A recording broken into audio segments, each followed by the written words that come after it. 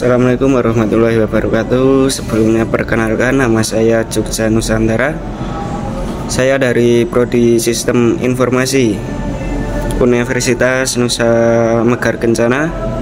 Di sini saya akan menjelaskan dari makalah saya yang berjudul Kasus Penodaan Agama dalam Perspektif Hukum Islam dan Hukum Positif di Indonesia.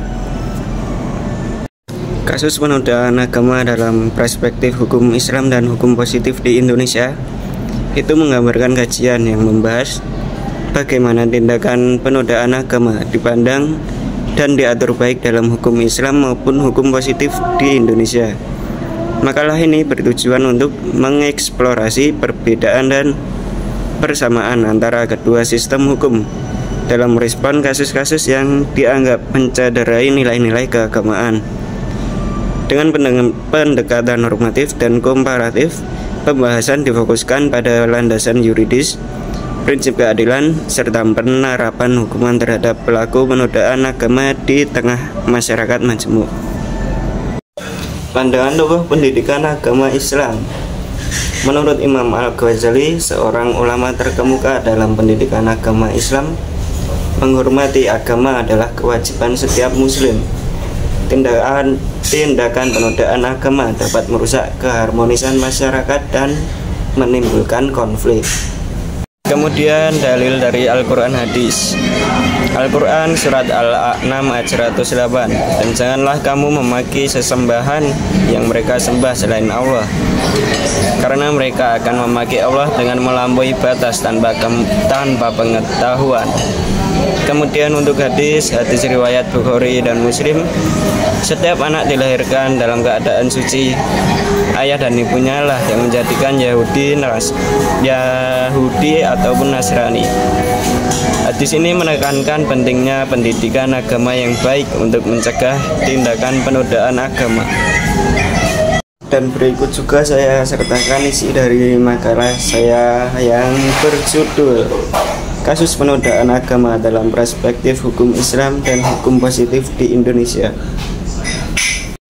Dan jangan lupa kita panjatkan puji syukur kehadirat Allah Subhanahu wa Ta'ala atas segala rahmat dan karunia-Nya, sehingga makalah ini dapat diselesaikan dengan baik.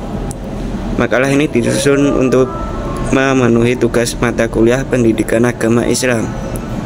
Tak lupa kami mengucapkan terima kasih kepada Bapak dosen Hermansyah selaku dosen mata kuliah pendidikan agama Islam, juga kepada semua pihak yang telah memberikan dukungan kepada kami dalam menyelesaikan makalah ini. Mungkin penyusunan makalah ini masih jauh dari sempurna. Oleh karena itu, kritik dan saran yang membangun sangat diharapkan demi perbaikan ke depan. Semoga makalah ini bermanfaat bagi pembaca dan menjadi kontribusi dalam upaya membangun lingkungan akademik yang lebih baik. Berikut untuk isi daftar makalah ini dimulai dari kata pengantar, daftar isi, bab 1, pendahuluan, latar belakang, rumusan masalah, tujuan penulisan. Bab kedua merupakan kajian teori dengan pengertian penodaan agama, hukum Islam tentang penodaan agama, hukum positif di Indonesia. Lalu bab ketiga itu pembahasan. Yang pertama, studi kasus-kasus penodaan agama oleh tokoh publik, analisis perspektif hukum Islam, analisis perspektif hukum positif. Lalu dampak sosial. Yang keempat ada penutup, yaitu kesimpulan dan saran, beserta daftar pusaka. Latar belakang makalah ini adalah Indonesia sebagai negara dengan penduduk mayoritas muslim menjunjung tinggi nilai-nilai agama dalam kehidupan bermasyarakat. Namun, kasus-kasus penodaan agama masih sering terjadi, baik karena ketidaktahuan, provokasi, maupun sengaja dilakukan. Salah satu kasus yang juga menarik perhatian adalah kasus penodaan agama oleh tokoh politik yang kemudian menimbulkan konflik sosial dan memicu perdebatan tentang batas kebebasan berpendapat dan perlindungan terhadap keyakinan agama. Lalu rumusan masalah makalah ini adalah: 1. Bagaimana pandangan hukum Islam terhadap penodaan agama.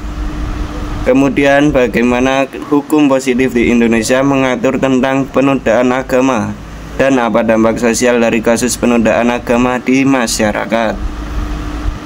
Lalu tujuan penulisan makalah ini adalah untuk memahami perspektif hukum Islam terhadap penodaan agama dan untuk mengetahui regulasi hukum positif di Indonesia terkait kasus serupa, serta untuk menganalisis dampak sosial yang ditimbulkan dari kasus penodaan agama.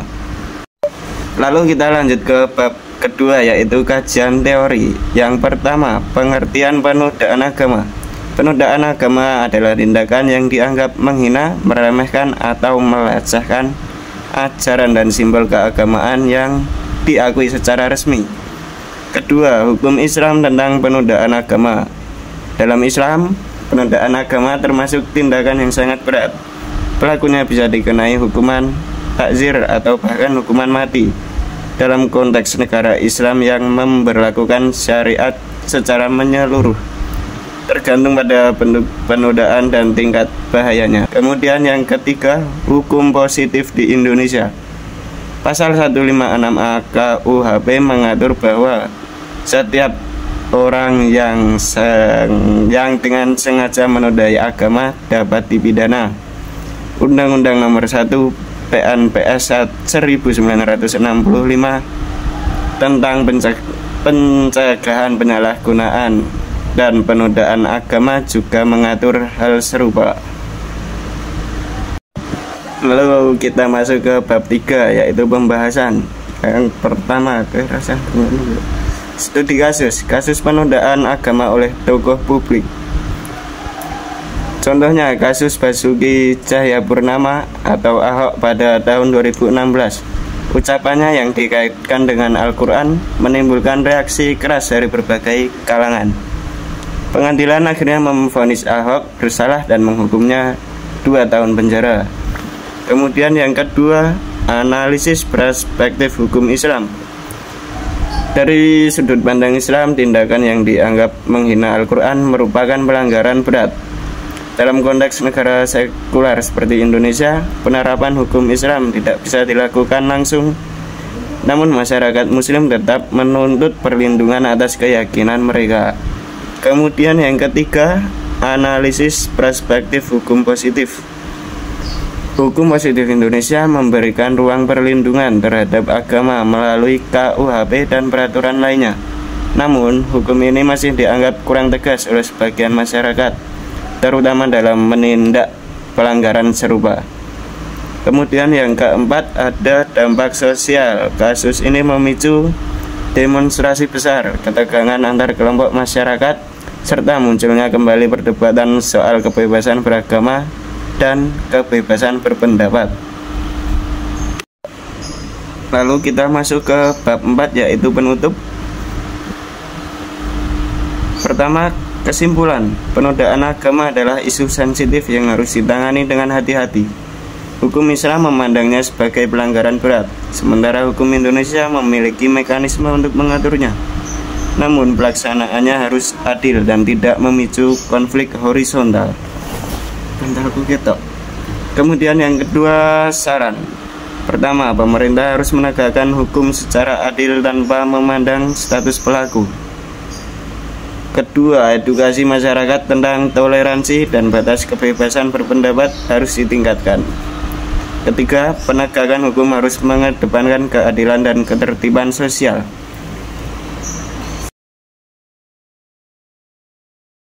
Tugas penyidikan polisi atas kasus dugaan penodaan agama oleh Basuki Cahayapurnama atau Ahok telah usai dilakukan.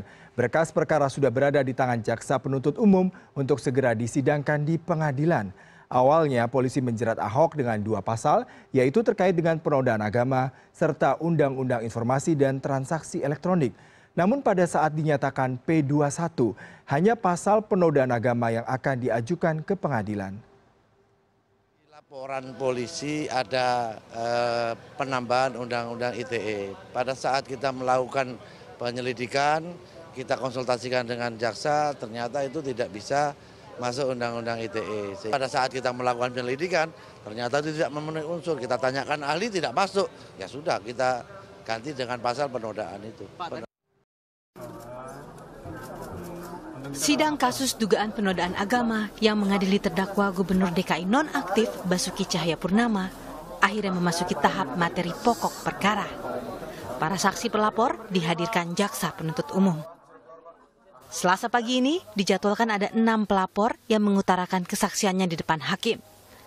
Dalam putusan sela pada Desember lalu, hakim memutuskan menolak eksepsi alias pembelaan Basuki.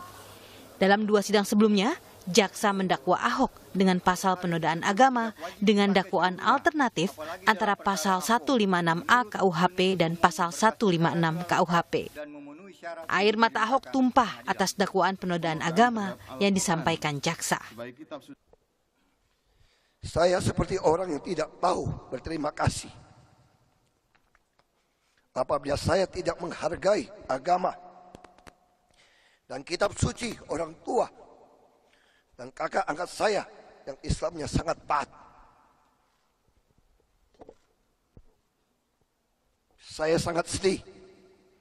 Saya dituduh menista agama Islam. Karena tuduhan itu sama saja dengan mengatakan saya menista orang tua angkat dan saudara-saudara angkat saya sendiri.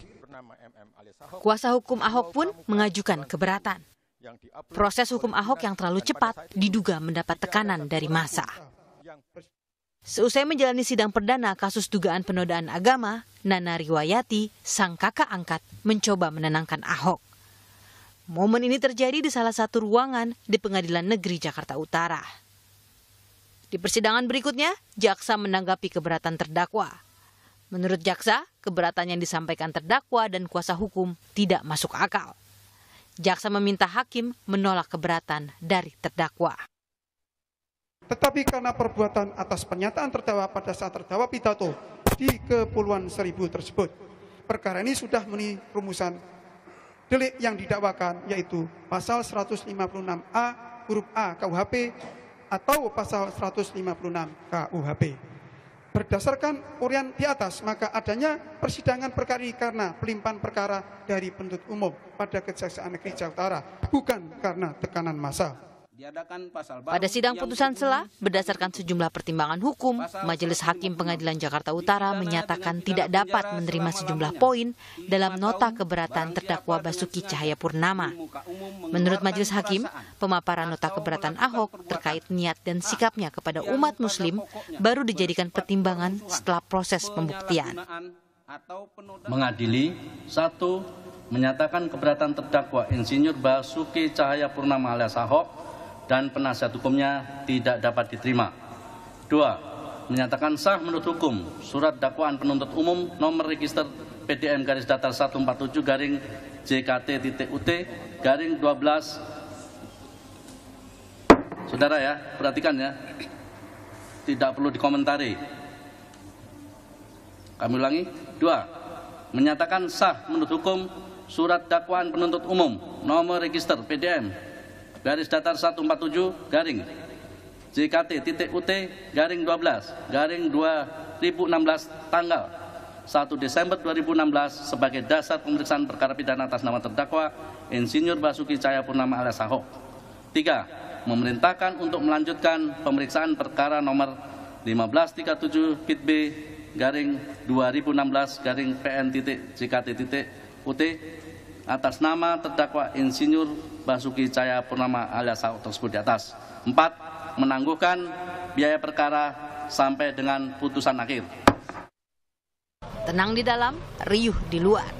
Begitulah yang terjadi selama 4 kali persidangan kasus dugaan penistaan agama oleh terdakwa Basuki Cahayapurnama. Dalam setiap persidangan, 2 kelompok massa selalu hadir sepanjang sidang. Ada yang pro dan ada yang kontra. Kemacetan di sekitar Pengadilan Jakarta Utara pun tak bisa dihindari.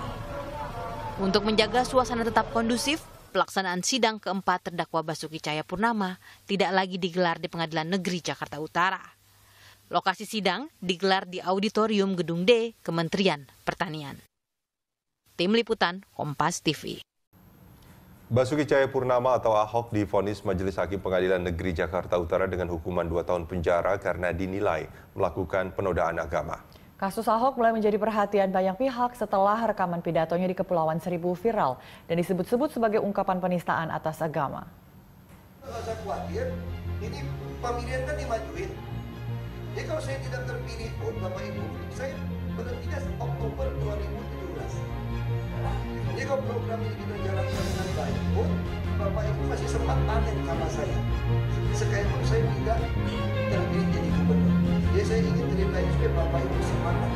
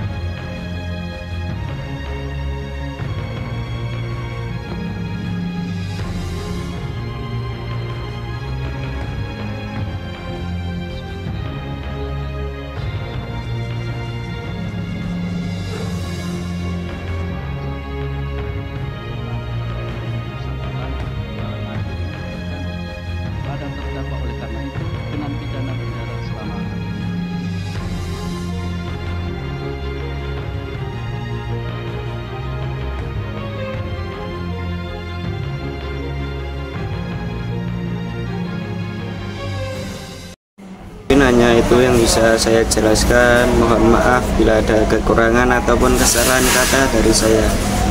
Terima kasih. Wassalamualaikum warahmatullahi wabarakatuh.